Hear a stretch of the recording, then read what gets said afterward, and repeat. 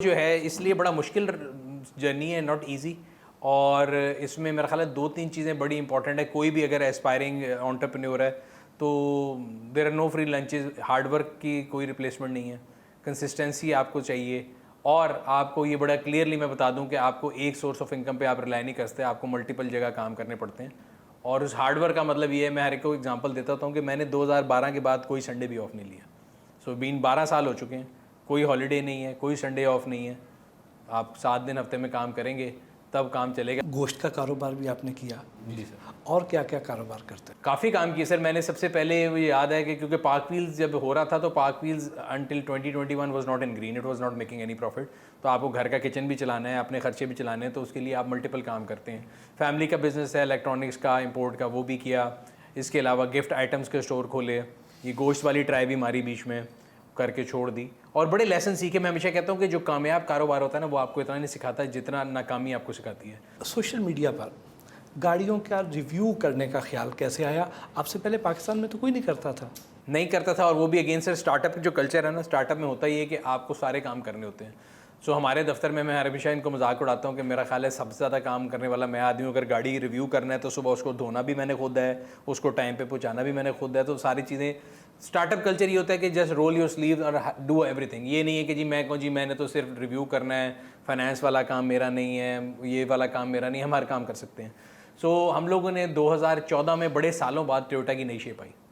तो मेरी वालदा के लिए गाड़ी खरीदी, तो हमने कहा चलो यार ये नई गाड़ी आई है इतने सालों बाद, तो इसका एक रिव्यू बनाते हैं। ऐसी आइडिया आया। रिव्यू हमने बनवाया किसी से।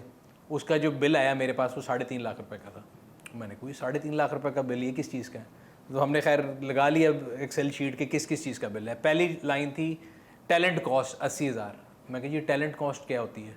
उन्होंने कहा जी जो लड़का है ना ये वीडियो में, ये टैलेंट। मैं कहा इसका टैलेंट गोरा होने के अलावा और अंग्रेज़ी बोलने के अलावा क्या है? उन्होंने कहा सर ये टैलेंट है आप में है। मैं कहा नहीं। कहते तो बस इसलिए देने पड़ेंगे। मैंने कहा भाई वो गाड़ी का रिव्यू बना रहा है, उसमें वो गोरा हो काला हो डजेंट मैटर, वो अंग्रेज़ी बोले इट डजेंट मैटर, उसको गाड़ी के बारे में इन्फॉर्मेशन होनी चाहिए, वो उसको नहीं है, मुझे उससे ज़्यादा है। तो उन्होंने कहा जी आप कर सकते हैं। Why not. तो हमारे चैनल पे आज भी पड़ा है, पहला रिव्यू किसी और ने किया था। तो उसके बाद दूसरा मैं कहा जी अगले में टैलेंट मैं हूँ, 80,000 रुपये तो माइनस करो अगले रिव्यू। तो अच्छा जी बाकी ये जी कैमरों की रेंट फ्लांटम का। मैंने कहा अगेन हमने कोई मूवी तो बनानी नहीं कि हमें कोई बहुत फैंसी कैमरे चाहिए। आम कैमरे पकड़ो, DSLR कितने का 3-3.5 लाख का। That's how we started, we made a channel. और अल्हम्दुलिल्लाह अब आप देखें 2+ मिलियन हमारे रिव्यू जो हैं फॉलोअर्स हैं। और मेरा ख्याल है साउथ ईस्ट एशिया में गाड़ियों का चैनल हमसे बड़ा कोई नहीं है। जब भी किसी गाड़ी का रिव्यू करने के लिए जाते हैं तो किन किन चीज़ों पर फोकस करते हैं? It's a very high risk product. तो उस पर गाड़ी का रिव्यू करने के लिए मैंने एक बड़ा स्टैंडर्ड बनाया हुआ है। मैं गाड़ी को खुद 3 से 3.5 हज़ार किलोमीटर चलाता हूँ पहले।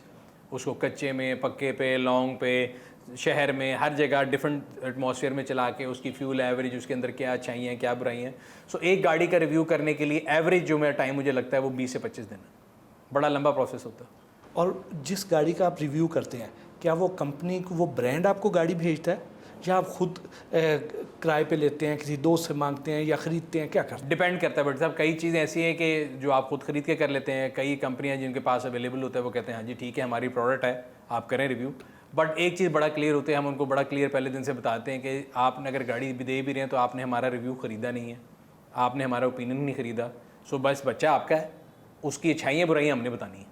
समझ आती है ठीक है, नहीं तो हम खुद ख़रीद लेंगे। सो कोई किसी दोस्त से ले लेते हैं, कोई ख़रीद लेते हैं, कोई कंपनी भेज देती है, मिक्स ऑफ ऑल चलता है। बट एक चीज़ हमने अल्लाह का शुक्र है 21 साल में स्टैंडर्ड सेट किया। आप मार्केट में किसी से पूछ सकते हैं कि वी टेक नो डिक्टेशंस। जो हमें इंडिपेंडेंट व्यू लगता है गाड़ी के बारे में वो हम क्लियर बता देते हैं। बाज़ लोगों के ख्याल में कि आप हैवल को बहुत ज़्यादा हाई रेट करते हैं कि उनके साथ आपकी कोई एसोसिएशन है, उनके साथ कोई दोस्ती है या उन्होंने को आपको स्पॉन्सर किया हुआ है। अच्छा, मज़े की बात यह है कि लोगों को ये भी लगता है और लोगों को ये लगता है कि हम होंडा को बहुत ज़्यादा बैश करते हैं। तो होंडा भी मेरा कस्टमर है। 13 के 13 कंपनी जितने हम सबके साथ काम करते हैं। मेरा उन सबसे बड़ा लव और हेट रिलेशन है। उनको अगर मतलब एक खून माफ़ हो तो शायद वो मेरा हो। तो मैं डिक्टेशन उनमें से किसी से भी नहीं लेता। सो जब किसी की गाड़ी की अच्छाई करो वो खुश हो जाता है, जब बुराई करो तो वो कहते हैं जी दूसरे ने कहा है तो कर रहे हैं। सो इसलिए मतलब मैं उस बारे में इतना कोई ख़ास वो नहीं करता। बाकी हैवल का अगर ताल्लुक है, मुझे लगता है कि बड़े अरसे बाद एक ऐसी कंपनी आई थी जिसने मार्केट को डिसरप्ट किया। और एक जो मार्केट में एक कॉन्सेप्ट था कि चाइनीज़ चीज़ शायद जो है ना, मतलब हमारे मुल्क में कहते थे ओरिजिनल वर्सेस आर्टिफिशियल की जगह चाइना लिख दो। तो अब अगर आप देखें 3-4 साल हो गए मार्केट में। इस टाइम पे मार्केट में अगर आप देखें तो वाहिद गाड़ी है जो प्रीमियम पे या बराबर बिक रही है, बाकी सब नीचे बिक रही हैं। मुझे लगता है कि it's true value to money. और उनका सिर्फ एक वेरिएंट, ये नहीं कि उनकी सारी प्रोडक्ट, उनकी H6 HEV जो थी गाड़ी वो मुझे बड़ी पसंद थी। इस तरह होंडा सोनाटा मुझे लगता है बड़ी अच्छी गाड़ी है, ट्रू वैल्यू टू मनी है, तो उसकी वजह से है। बाकी ना तो मेरे पास हैवल का कोई शेयर है, ना उनका शेयर 40 से 1400 पे चला गया, मुझे कोई फ़ायदा नहीं है। मेरी एक बड़ी सिंपल सी पॉलिसी है कि सर जो चीज़ अच्छी है उसके बारे में क्लियरली बोलो। येस अल्हम्दुलिल्लाह हमारी प्लेटफॉर्म की आप पावर ये कह सकते हैं कि अगर हम किसी की चीज़ की तारीफ़ कर रहे हैं और वो लोग ले रहे हैं, तो हम 2016 से 24 में आ गए हैं, 8 साल से हम रिव्यू कर रहे हैं। मैं तो लोगों से कहता हूँ कि सर ओपन चैलेंज है, मैं वो करेंगे शेयर लिए या नहीं लिए, गाड़ी तो वहीं पे है ना। तो जो अगर आप 8 साल से मैं रिव्यू कर रहा हूँ, आप मुझे गलती निकाल के बता दें कि जी आपने ये रिव्यू किया था, ये तारीफ़ की थी, ये गलत थी। एक गाड़ी के रिव्यू पर आपका कितना खर्चा आ जाता है? क्योंकि जब आपको उसको 3-4 हज़ार किलोमीटर चलाना भी पड़ता है, उसको आपने उसका पेट्रोल भी ज़ाहिर है डलवाना है, उसका ऑयल भी चेंज कराना है, उसमें कोई वेयर एंड टियर भी हो सकती है। अच्छा, मज़े की बात है कि आज तक किसी भी गाड़ी में नुकसान नहीं हुआ। रीज़न ये था कि पाकिस्तान प्रीडोमिनेटली जो है सप्लाई कंस्ट्रेंट मार्केट थी, ऑन की मार्केट थी। तो होता ये था कि आप गाड़ी लें 0 मीटर, मैंने कभी ज़िंदगी में ऑन नहीं पे किया, ठीक है जी। गाड़ी लें 0 मीटर, उसको चलाएं, उसमें पेट्रोल डलवाएं, टोल पे करें, सारा कुछ समेत वो गाड़ी उस नुकसान नहीं देती थी कभी भी। पहली बात तो ये। और दूसरा ये कि मतलब देखें ज़िम्मेदारी और उसके लिहाज से बड़ा छोटी कॉस्ट है। क्या कॉस्ट होगी? 4000 किलोमीटर आपने गाड़ी चलानी है, अगर 10 की भी एवरेज दे रही है गाड़ी तो कितना 400 लीटर पेट्रोल खा जाएगी। 400 लीटर पेट्रोल आज के लिहाज से आप लगा लें कितना बनता होगा? 1 लाख का शायद 1,20,000 बन जाएगा अगर वो बहुत मैक्सिमम होगा। बल्कि नहीं, 400, मेरी मैथ्स थोड़ी वीक है, 300 रुपये भी अगर लगाएं और 400 हाँ तो इतना ही बनेगा। तो उसके अंदर अंदर हो जाता है, तो उससे ज़्यादा तो आप मतलब यूट्यूब वीडियो से भी कमा सकते हैं, वो तो कोई इशू नहीं। आपकी अपनी ड्रीम कार कौन सी है? ड्रीम कार के बारे में व्हाट्सएप में हर एक को कहता हूँ कि एक ऐसी चीज़ है, मैं ना मतलब मुझे एक लोगों को मैं मजाक करता हूँ तो दोस्तों के मैं सोचता हूँ यार ये गाड़ी अल्लाह मियाँ मिल जाए। और I have been lucky enough कि मैंने बचपन से लेके आए तक जिस गाड़ी के बारे में ड्रीम किया है वो मुझे अल्लाह मियाँ ने अता ज़रूर की है। अच्छा, मैं कहता हूँ अल्लाह मियाँ ये दे दें, इसके बाद दोबारा नहीं मांगूंगा। एग्जैक्ट हफ्ते बाद मैं कहता हूँ अच्छा उन अगली मांग शुरू करता हूँ। तो जिस तरह बच्चा माँ से मांगता है ना, तो इस तरह मैं अल्लाह मियाँ के साथ एक कनेक्शन है। मैं हमेशा ये कहता हूँ कि अच्छा अल्लाह मियाँ ये गाड़ी मिल जाए, फिर नहीं तो चेंज होती रहती है, आगे से आगे की जस्तजू चल रही है। पाकिस्तान में इस वक्त जितनी भी गाड़ियाँ अवेलेबल हैं उनमें से सबसे ज़्यादा आपको कौन सी पसंद है? अच्छा, मेरी चॉइस गाड़ियों में ज़रा पुरानी गाड़ियों की है, बहुत ज़्यादा पुरानी की नहीं।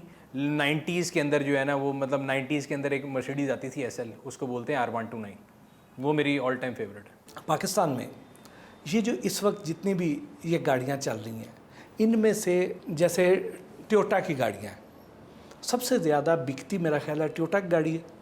रिलायबिलिटी के हवाले से क्राउन कार टोयोटा कहते हैं। सर अगर नंबर के लिहाज से देखेंगे तो सबसे ज़्यादा यूनिट अगर बिकते होंगे तो वो सुजुकी के होंगे, बिकॉज एंट्री लेवल कार है, 660 सीसी कार है। मैं कहता हूँ पहले मेहरान थी, अब ऑल्टो पाकिस्तान की नेशनल कार है। अगर उसके बाद अगर आप वैल्यू वाइज देखें तो यस टोयोटा की होंगी। और उसकी रीज़न ये है कि एक तो अर्ली मूवर एडवांटेज है, 93-94 से मौजूद है यहाँ पे, पाकिस्तानी मार्केट को समझते हैं,